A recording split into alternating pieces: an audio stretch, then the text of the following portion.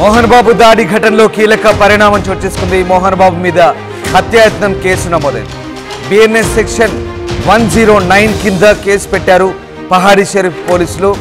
BNS 109 section కింద 10 ఏళ్ల jail శిక్ష పడే అవకాశం ఉంది. నిన్న 118 సెక్షన్ కింద కేసు పెట్టారు పోలీసులు. తాజాగా లీగల్ ఒపీనియన్ తీసుకొని సెక్షన్లు మార్చారు పోలీసులు.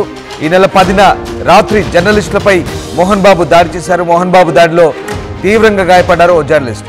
మోహన్ బాబుపై చర్యలు తీసుకోవాలంటూ జర్నలిస్ట్ సంఘాలు ఆందోళన చేపట్టిన సంగతి తెలిసిందే. తెలుగు రాష్ట్రాల వ్యాప్తంగా కూడా నిరసనలు మిన్నంటాయి. దీంతో మోహన్ బాబుపై పహాడీ షరీఫ్ పోలీసులు మరో కేసు నమోదు చేశారు.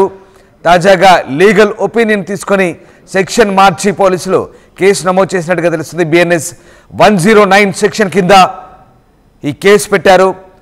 దాదాపు 10 ఏళ్ల జైలు శిక్ష పడే అవకాశం ఉంది.